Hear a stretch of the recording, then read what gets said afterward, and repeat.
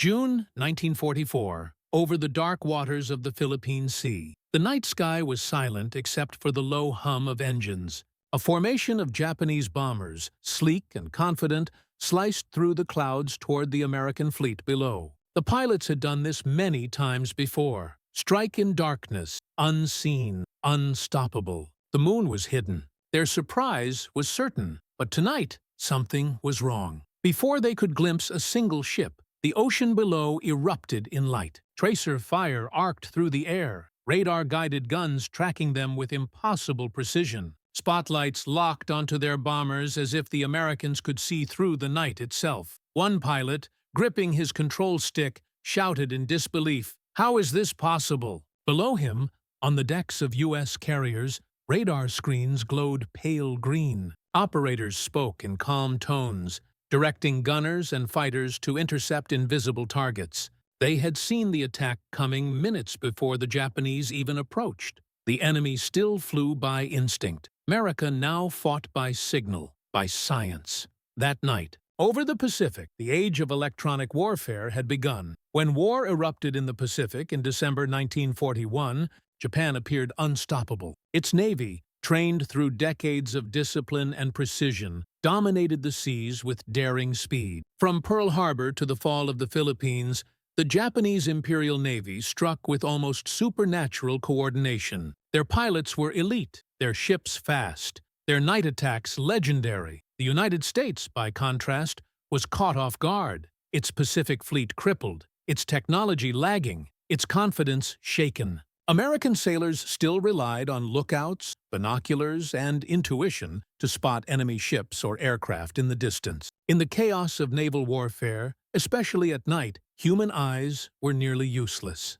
Battles often turned on who saw first, and in 1941, that was Japan. But beneath the surface of this imbalance, a quiet revolution was already taking shape. Years before Pearl Harbor, American scientists had been experimenting with a strange, invisible weapon, radio detection and ranging, soon known by a single word: radar. Early versions of radar were crude and unreliable. In 1939, only a handful of U.S. Navy vessels carried experimental CICs radar sets, bulky machines with spinning antennas and glowing screens. They could barely distinguish ships from clouds. Yet even in their infancy, they hinted at something extraordinary: the ability to see what no human eye could. When war came, the Navy accelerated development. By 1941, the United States had begun to grasp what radar could become. Not just a gadget, but a new sense. It was like giving sight to the blind, allowing ships to see in fog, rain, and darkness.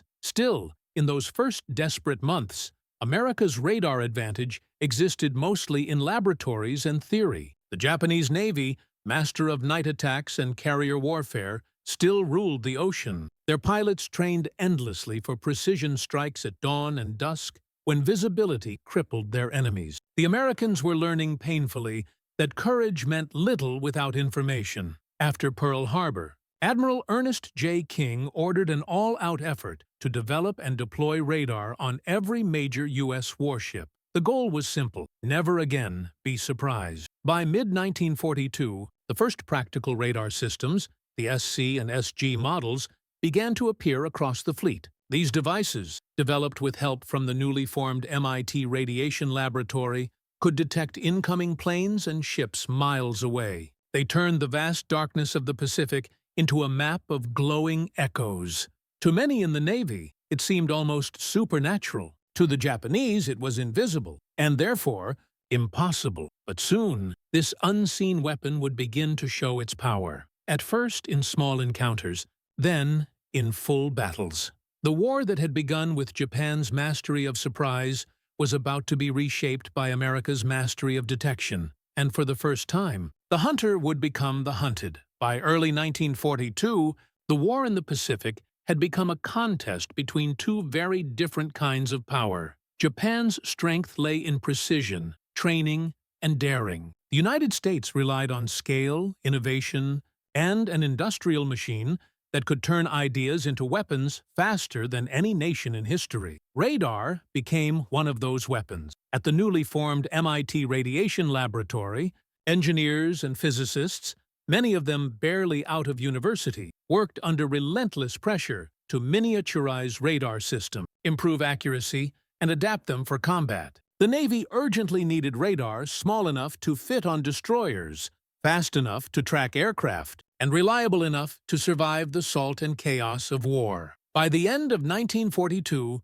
these scientists had achieved what seemed impossible. The SG radar, operating on shorter wavelengths, could now distinguish between land, sea, and ship, even pick out a single vessel on the horizon. This system became the technological heartbeat of the American fleet. Every major ship now carried radar, from aircraft carriers like the USS Enterprise to battleships like the USS Washington and South Dakota. The Americans were building a network, not of men, but of machines that could see in the dark. The Japanese, meanwhile, did not yet grasp what was happening. They had radar research of their own, but it lagged years behind. Imperial officers believed in instinct, discipline, and the sharp eye of a trained observer. Technology, in their view, was a tool, not a replacement for human skill. It was a philosophy that had worked well in the 1930s, when Japan's pilots and sailors truly were the finest in the world. But the Pacific was changing.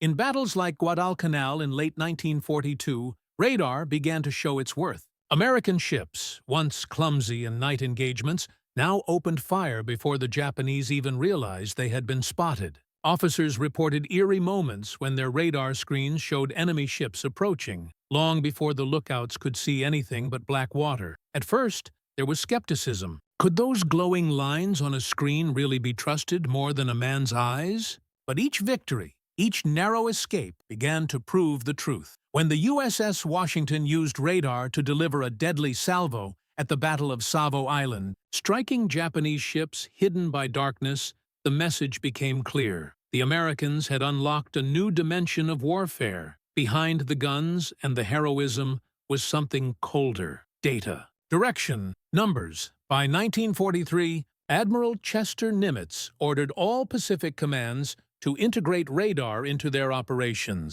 Radar operators became as essential as gunners or pilots. New tactics emerged: radar-controlled anti-aircraft fire, radar-guided interception, even early coordination between ships hundreds of miles apart. The Japanese still relied on eyesight and luck. The Americans now fought with precision born of electricity. By mid-1943, the war's tide was turning, not only because of numbers or ships, but because of something unseen pulsing through the Pacific airwaves, radio waves that could detect death before it arrived. The age of blind warfare was ending, and soon, the Japanese pilots who once ruled the skies would discover what it meant to be seen before they could even see. The human angle, the pilots who couldn't understand for Japanese aviators. Confidence was everything. They had grown up believing in mastery through instinct, the feel of wind pressure, the shimmer of light on a distant hull, the silent coordination between comrades. Their eyes were their greatest weapon. But by 1943, those eyes began to fail them. In the blackness over the Pacific, formations of Japanese bombers would take off under moonless skies, expecting the same results they had achieved at Pearl Harbor or the Indian Ocean. Surprise had always been their advantage, the unseen strike. Yet now, their squadrons vanished before reaching the target. Fighters appeared from nowhere. Battleships turned their guns in perfect synchronization before a single aircraft was visible. The pilots blamed fate, poor timing, or even traitors. They didn't know their enemy had acquired an invisible sight, radar, that saw through cloud, darkness, and distance. Survivors' testimonies later recalled disbelief and confusion. One Japanese pilot from the 705th Naval Air Group described it simply: "They opened fire before we were near. We thought it was luck, but it happened again and again." It felt as if the Americans could see through the night. The shock was not only military, it was spiritual. The idea that a machine could surpass human perception shattered a deeply held belief in the power of training and will. To those pilots, radar wasn't just a weapon, it was sorcery. The American angle, the operators of the invisible inside the dark combat information centers of U.S. ships. Young radar operators sat hunched over glowing screens, headphones pressed to their ears. They were the unseen heroes of the new war. calm voices guiding captains and gunners through chaos. Most were in their early 20s, trained for only weeks before being sent to sea. Their world was one of echoes, blips, and silence. To them, the radar scope was a living map. Every pulse represented life or death. They learned to read storms, coastlines, and enemies long before the naked eye caught up. During the Battle of Cape Esperance, October 1942, radar operators on the USS Helena detected Japanese ships approaching in darkness. The Americans opened fire first, a first in naval history. Within minutes, the Japanese formation was torn apart. The operators below deck could not see the explosions, but they heard the cheers echo through steel corridors. They had changed the rules of battle. Unlike the Japanese, who relied on tradition and visual confirmation, the Americans were learning to trust the machine, to believe in data more than instinct. It was a transformation not of courage, but of culture. A navy that once trained lookouts with binoculars was now being run by mathematicians with cathode ray tubes.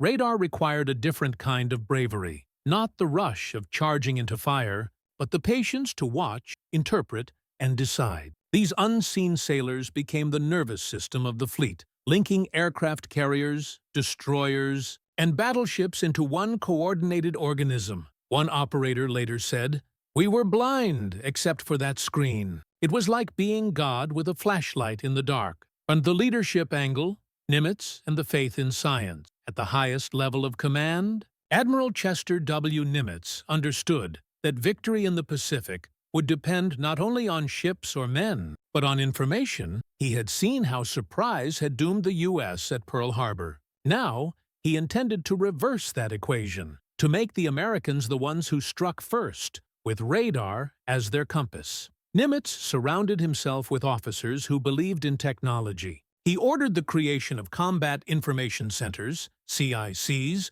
on every major ship. Dark, enclosed rooms filled with radar screens, maps, and communications gear. From these rooms, radar data could be turned into real-time decisions. It was the birth of modern command and control. Japanese admirals, in contrast, still commanded from open bridges, relying on eyesight and reports. To them, warfare was a matter of intuition and honor. To Nimitz, it was mathematics and coordination. Under his guidance, radar became more than a device. It became doctrine. Crews drilled relentlessly in radar-directed gunnery and night interception. Carrier groups learned to fly under electronic guidance. The Pacific Fleet was becoming a single machine of war, powered by unseen energy. Nimitz often reminded his officers, "The enemy still fights with his eyes. We fight with ours closed, and still see him." That quiet confidence spread through the fleet. American sailors began to believe that no enemy could surprise them again. And when they finally met the Japanese in the open sea, that belief, built on faith in science, would prove devastatingly correct. The technological angle, the machine that could. Sea radar was more than a weapon. It was a revolution of perception. It worked by sending out invisible radio waves, which bounced off distant objects, and returned as faint echoes. Those echoes appeared as glowing dots on a circular screen. To the trained eye, a pattern of dots could reveal an approaching fleet, an incoming bomber, or a coastline hidden by fog. The genius lay in simplicity. The speed of light itself became a scout. In 1943, American engineers perfected the SG radar, operating on shorter microwave frequencies that could distinguish ships even in cluttered seas. The MIT Radiation Lab produced thousands of these units, while Bell Laboratories and Western Electric refined their stability and range. Each ship became an island of awareness. Together, they formed a vast invisible web across the Pacific. A Japanese aircraft might fly unseen over open ocean, but the moment it crossed that web, alarms sounded, coordinates calculated, guns aimed, all without a single eye spotting it. What once required a lookout shout and seconds of reaction now happened in milliseconds. Radar didn't just enhance vision, it rewrote time. It gave the U.S. Navy the one advantage that no amount of courage could replace. Forewarning, by 1943, radar had advanced beyond detection. It guided anti-aircraft batteries automatically through fire control radar systems, like the Mk-37 Director, allowing gunners to track targets even through smoke and darkness. It coordinated fighter direction from carriers, ensuring that defending squadrons were always in the right place before Japanese bombers even broke through the clouds. The sea, once ruled by weather and uncertainty, had become an electronic battlefield. For the first time in naval history, human sight was no longer the limit of power. The tactical angle, the night battles of the Solomons radar's promise, was proven not in laboratories, but in blood. In the Solomon Islands campaign, 1942-1943, both sides fought for control of the sea lanes that connected the Pacific's vast archipelagos. The Japanese excelled at night combat, their ships faster, their gunners sharper, their torpedoes deadlier. For months, American losses mounted. Then radar changed everything. At the Battle of Cape St. George in November 1943, U.S. destroyers under Captain Arleigh Burke used radar to track a Japanese convoy long before contact. Without moonlight, without visibility, Burke's ships maneuvered silently into firing position. Within minutes, 3 Japanese destroyers were sunk. None of the Americans even hit. Burke later wrote, "Radar let us fight like gods in the dark." From then on, night battles, once Japan's domain, became America's advantage. At Guadalcanal, radar warnings allowed carriers to launch fighters preemptively, breaking up enemy air raids before they reached striking distance. Destroyers used radar plotting to fire torpedoes with mathematical precision. Commanders no longer guessed enemy movement. They knew it. The Japanese Navy, still dependent on eyesight, suddenly found itself fighting a phantom. The Americans fired before being seen. Their coordination was eerie, as if the ocean itself whispered where the enemy was hiding. By 1944, the once feared long-lance torpedo attacks of the Japanese lost their terror. Radar-directed gunnery simply tore attackers apart before they could close range. The tide had turned, invisibly, mathematically, and permanently. The moral angle, machines replacing instinct for centuries, warfare had relied on human perception, the courage of a lookout, the instinct of a commander, the precision of an eye. Radar changed that forever. To many veterans, this shift was unsettling. The sea was no longer a contest of sailors' senses, but of circuitry and calculation. Decisions once made by experience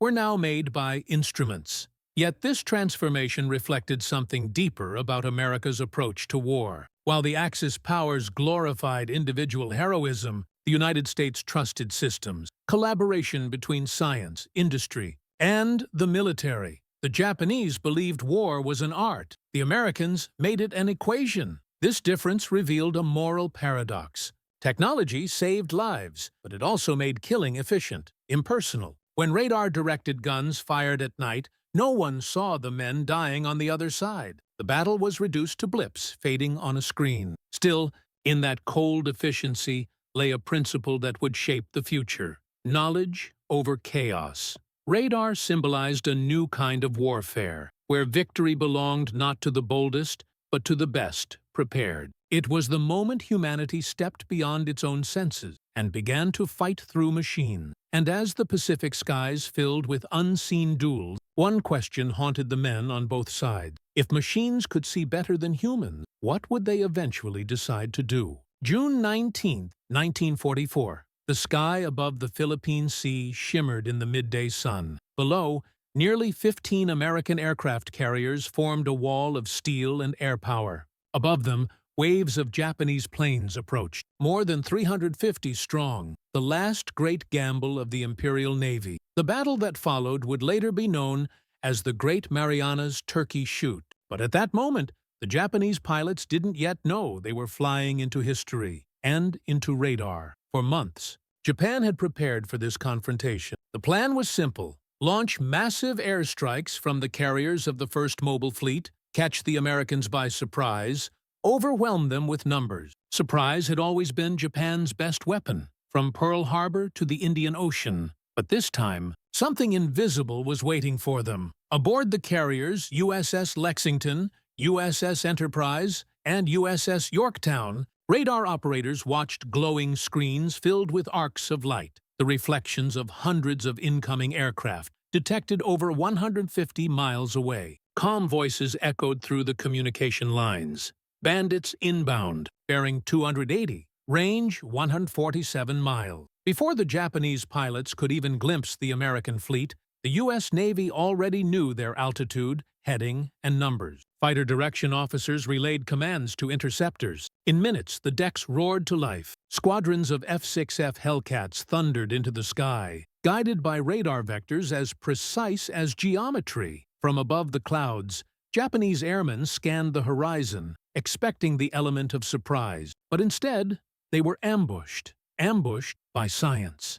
Hellcats appeared from empty blue, diving at perfect angles, firing with deadly accuracy. The Japanese pilots were veterans of earlier wars, trained for one-on-one dogfights, relying on vision and reflex. But their enemy no longer fought by sight. Every maneuver, every interception was calculated from invisible information. Within the first hour, chaos consumed the Japanese formation. Dozens of aircraft spiraled into the sea before even reaching firing range. Radio chatter turned desperate. "Where are they seeing us from?" one pilot cried. "How do they know where we are?" Down below, U.S. ships calmly tracked each phase of the battle through radar, like watching shadows on a screen. Commanders didn't guess. They knew. By nightfall, the Japanese carrier air arm had been annihilated. More than 300 aircraft were lost in a single day. The Americans, guided by radar from detection to interception, lost fewer than 30. The Pacific sky that once belonged to Japan was now owned by electricity, by precision, pulse, and data. In Tokyo, stunned officers pored over battle reports. Their pilots had never even seen the enemy fleet. They died chasing ghosts. The phrase whispered through command halls, "The Americans can see the air." They didn't understand it fully, but they knew the truth. Their era of mastery was over. Radar had not just defeated their planes, it had humiliated their doctrine. In the aftermath of the Philippine Sea, American sailors spoke of it almost with disbelief. The enemy had been crushed before they were even seen. Radar reports told the story more clearly than any eyewitness. Waves of blips converging, then fading into static as Japanese squadrons were destroyed in midair. But for the Japanese high command, the reality was devastating. The first mobile fleet, once the pride of the Imperial Navy, had been rendered powerless by something it couldn't even perceive. In the debriefings that followed, surviving pilots spoke of confusion, terror, and a haunting question: how could they see us before we saw them? The answer was now obvious: radar. By 1944, the U.S. Navy had perfected an entire system of radar-linked warfare. Each carrier and battleship was no longer an isolated ship. It was a node in a vast electronic network. Information flowed through radio channels and plotting boards, creating a living map of the ocean. It was the birth of what would later be called network-centric warfare. Fighter direction officers sat inside dimly lit combat information centers, CICs, tracking hundreds of targets in real time. Using radar data, they vectored squadrons across hundreds of miles, weaving a web of defense that no enemy could penetrate. In one fleet action, U.S. interceptors were guided with such precision that Japanese bombers were met head-on exactly at their cruising altitude. An act of timing so perfect that survivors thought it supernatural. The Japanese, still relying on scouts and line-of-sight coordination, couldn't compete. Their communication system, based on radio silence and prearranged timing, collapsed under the strain of radar-guided counterattacks.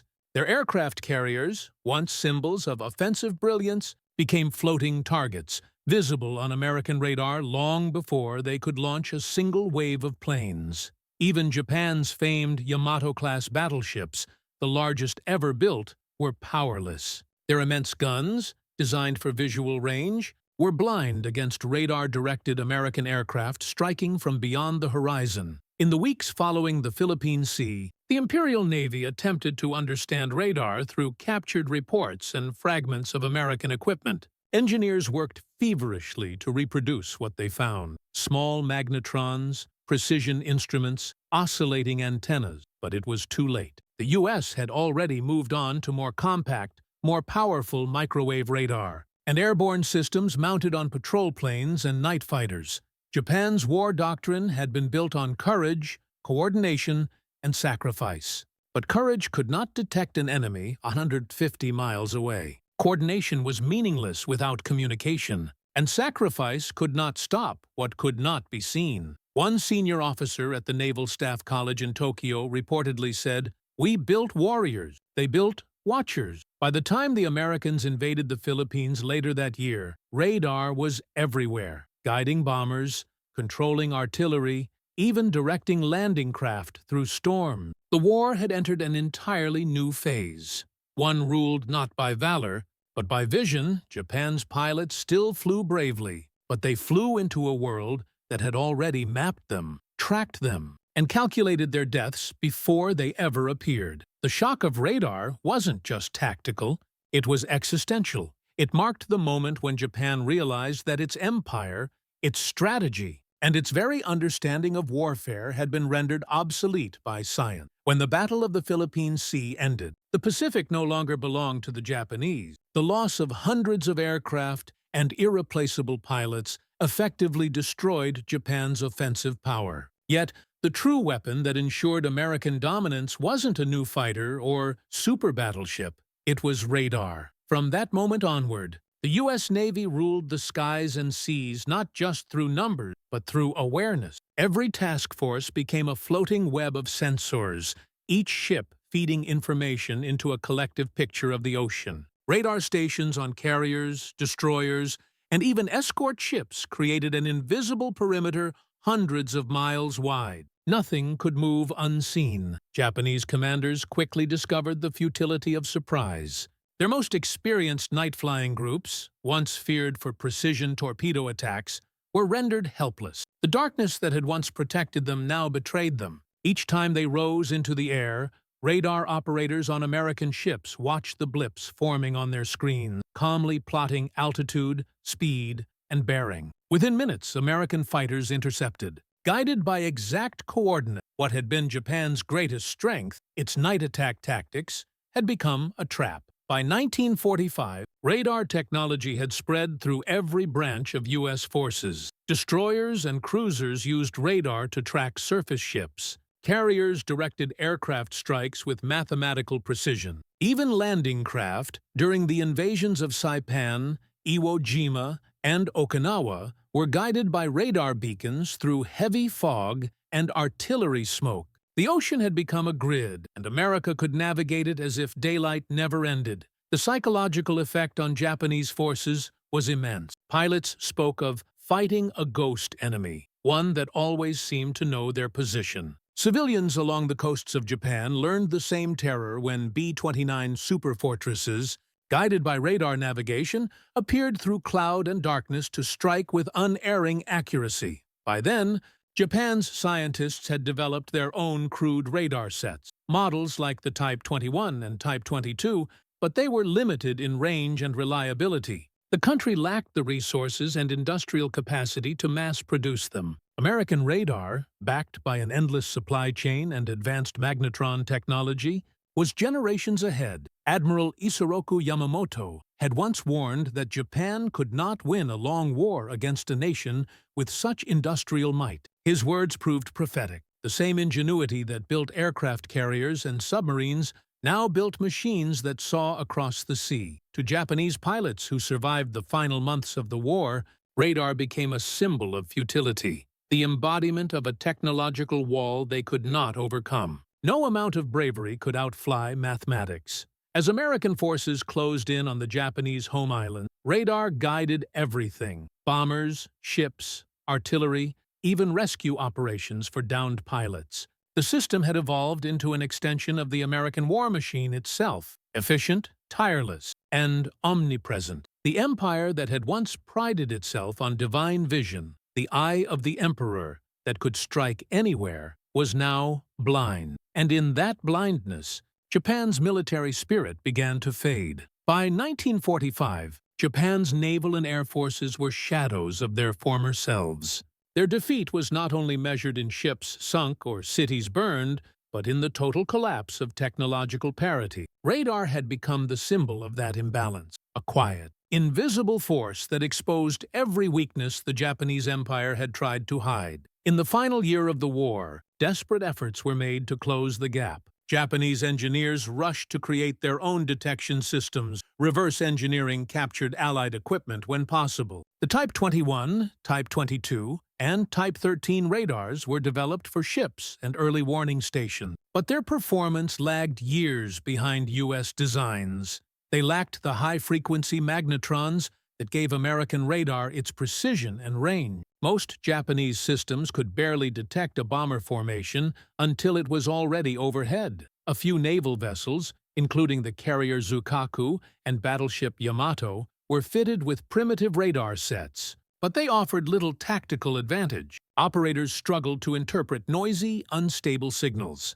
Without the advanced training programs and standardized procedures that the U.S. Navy had perfected, radar in Japanese hands remained more a symbol of hope than a tool of war.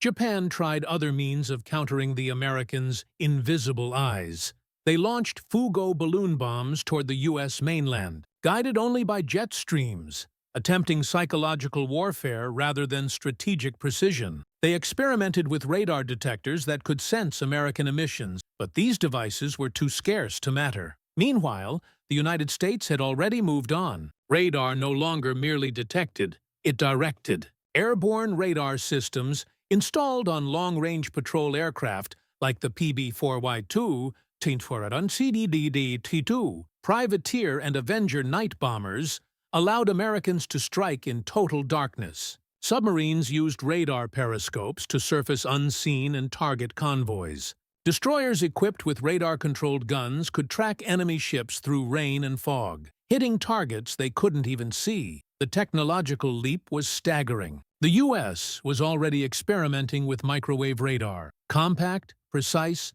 and capable of operating in all weather conditions. What had started as a crude system with glowing screens had evolved into the foundation of a global surveillance network. The Japanese military command finally admitted the truth too late. The Americans had won the information war. No matter how skilled a pilot or brave a sailor, they could not fight what they could not see, and what always saw them first. By the time the war ended in August 1945, radar had guided nearly every major U.S. operation in the Pacific. It directed fleets to victory at Leyte Gulf, coordinated amphibious landings across the islands, and guided B-29 bombers over Tokyo's burning skyline. When the atomic bombers Enola Gay and Bockscar flew toward Hiroshima and Nagasaki, they too were guided by radar beacons marking their targets through the haze.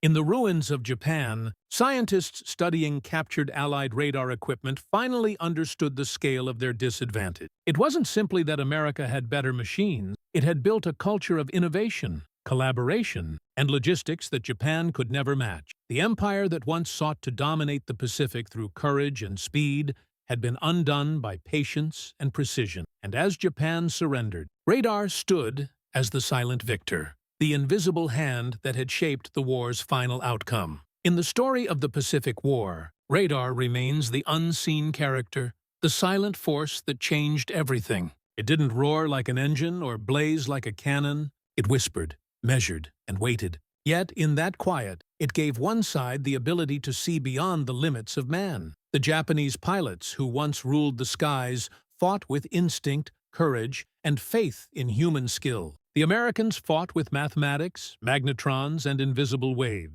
The difference was not bravery. Both sides had that in abundance. The difference was vision. One saw the future. The other trusted the past. Radar didn't just win battles. It reshaped the very meaning of warfare. It proved that dominance no longer depended on who struck first, but on who knew first. The invisible became decisive. Knowledge became the new weapon. The shock that rippled through Japanese squadrons, "How is this possible?" was more than disbelief at a new technology. It was the cry of an era ending. The age of instinct was giving way to the age of information. In the decades that followed, radar evolved into satellites, early warning networks, and modern surveillance systems. Its echoes can still be felt in every control tower, every guided missile, every sensor that watches a distant horizon. But in 1944, it was still raw and wondrous. a light in the dark that changed the course of nations. The men who operated those glowing screens never saw their enemies' faces. The pilots who fell from the sky never saw what struck them. Yet in that invisible exchange lay one of history's turning points, when war shifted from the courage of the eye to the certainty of the signal. Radar didn't just help America win the Pacific. It marked the moment when humanity learned to fight with its mind instead of its sight. And in the black skies over the Philippine Sea, where courage met calculation, a new kind of warfare was born, one that would define the modern world for generations to come.